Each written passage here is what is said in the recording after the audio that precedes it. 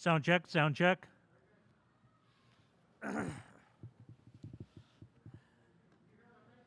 Check, check. Little bit. Check, check, check, check. Check, check. You want to go ahead and make the webinar live?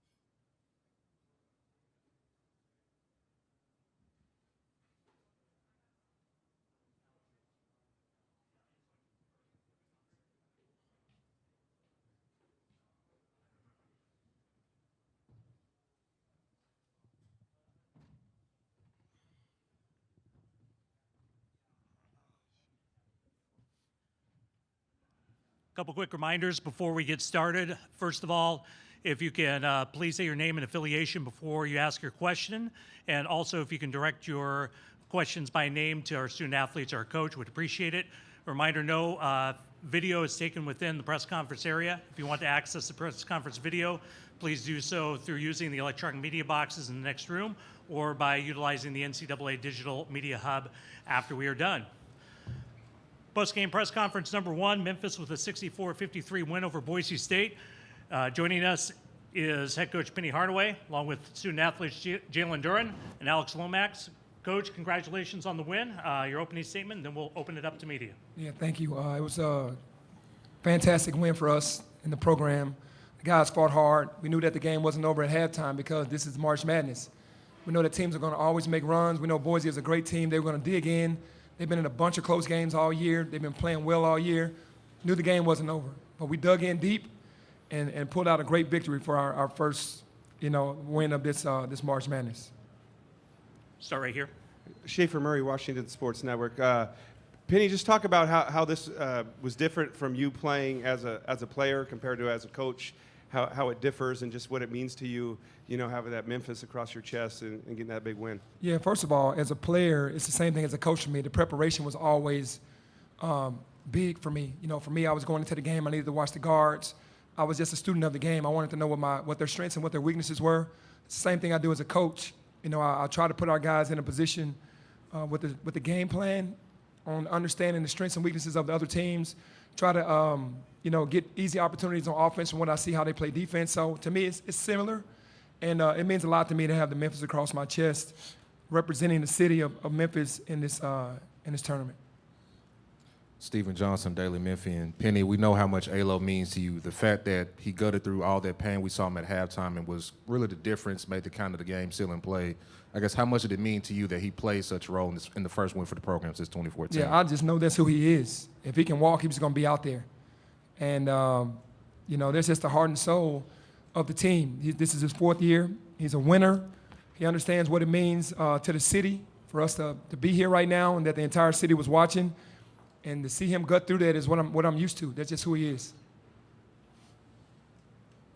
Jason Munns with the Commercial Appeal. Alex, how are you feeling, winning in your NCAA tournament debut from a big picture standpoint, and then how's your ankle? From a big picture standpoint, I'm like a happy kid at the candy store right now.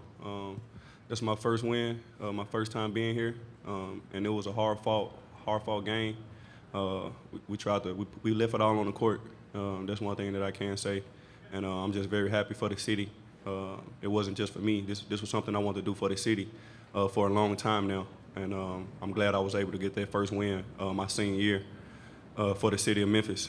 And with my ankle, my emotions are real high right now, and I'll be good to go. I'm feeling good. A lot of adrenaline still rushing, so I'm ready to go.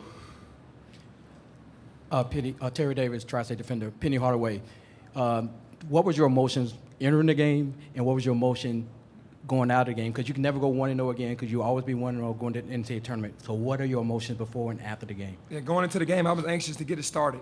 I wanted to see how my team was going to play in the first 5 minutes, and we came out to battle. We were battling, and after the game, man, it was just a relief because I knew how good Boise State is. A great basketball team. I know how good they are. We played them last year in the NIT.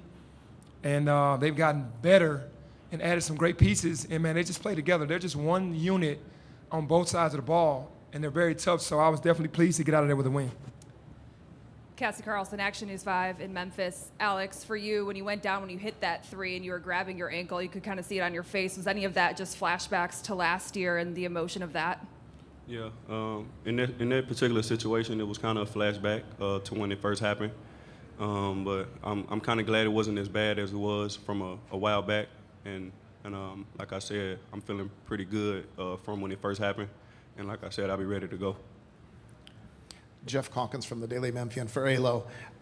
Did you think as you were lying there, I mean, we could hear you in pain. Did you think it might be more serious? That's question 1. And 2, and this when Jalen missed the layup towards the end and you poked the ball away and Jalen then got it and scored. Can you describe what happened in that play? It seemed to be the kind of winning play that you're noted for.